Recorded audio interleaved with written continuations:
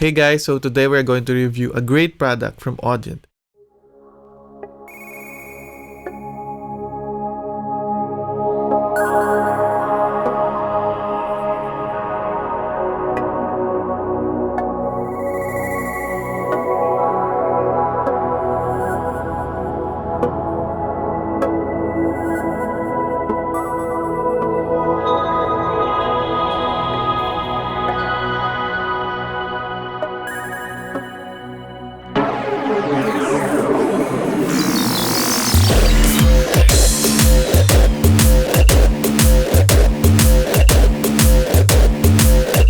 This is the Nero desktop monitor controller.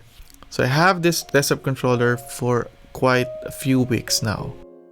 So let's go check the backside of the Nero. First, we have the external talkback input, also has a mic selector. You can switch the 48 volts phantom power from there also. Next section is we have the analog input section. It has 4 analog input sources. It has the SRC1, the source 1, source 2, an RCA input, which is the aux. You also have the 3.5mm input, and then you have the Q. So you can put your interface, mixers, or whatever you want to feed the Nero. The next part of the back panel has the outputs. The first half has the speaker outputs, which is the main, alt 1, alt 2, and the sub. So you can connect 3 pair of speakers and then a sub, and you can assign that sub to whatever pair of speakers you want it to. Next part, you have the headphones 2 to 4. The headphone 1 is at the front panel. So let's switch the view. Let's go to the front panel. So in operation, as you can see, this is the layout on the front panel. This is very wisely and cleverly laid out. On the left side is where all your input controls is, and then on the right side is where your output controls is. So first thing is the aux input trim and alt input section right here. You can switch between input devices, and then below that is the talkback mic gain and on and off switch right here. Now the talkback mic switch reacts differently depending on how you press it. If you hold it, it will automatically cut off once you release it. Now if you press it quickly, it will hold itself, and then it will only cut when you press it again. Now moving on is this part right here is the input section. You can switch between the source 1, source 2, alt, which is basically you can feed 4 input sources here on the alt section, such as the dual RCAs, the stereo 3.5mm jack, and the SPDIF coaxial and optical.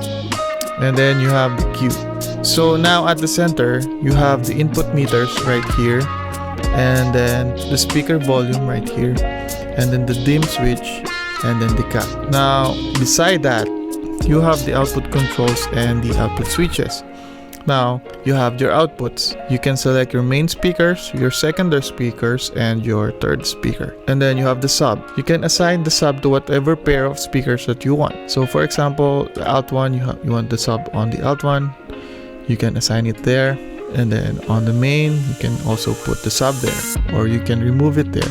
And then below that, you have the mono button and the polarity. If both of that is going to turn on, that's the side channel. Now lastly, you have your headphone output controls. You have these 4 knobs to control your headphone levels, and then this source switches here to switch between input sources. So for example, I'm using this headphone 1 right now, then I want to switch from the source 2, and I want to switch from a out, which currently set up as my coaxials right here. So using the source switches, you can assign different input signals from here. So let's go to smart touch points. Now if you want to save your routing, so for example, for the mains, you want the alt there as a default when you turn off the Nero. You can basically hold this and then blinking of lights here means it is saving. You can also choose another one here and then save it as usual, right? And then speaker level matching. Now you want to match the volume of your speakers. It's easy here. Just hold down the speaker that you want to match with your mains, and then you just adjust these control levels. And then save it. The Smart Mono mode enables you to configure a speaker as the output as mono. So this saves you from having to toggle the mono function every time. So if you want your third speaker to be mono, you can by just holding it down until it flashes and then press the mono button. Now on assigning your sub. Assigning your sub is very easy. So for example, you want your Alt2 to have your sub. Press it again until it flashes and then select the sub and then save it. Next is user-defined dim. So you can decide whatever loudness your dim button has. So with that, you should hold down the dim button until it flashes and then you can rotate the knob as desired. So next is talkback routing. You can assign the talkback on whatever headphone outs you want, or you can remove it by just unclicking the talkback here. So there you go. In my opinion, this is the best desktop monitor controller you can get at this price point. In my experience also, this is a very great upgrade for me because the previous product that I was using was kind of limiting me in a sense. The way it colors the sound, the way the gain structure is, it will be very apparent to you once you use this desktop controller.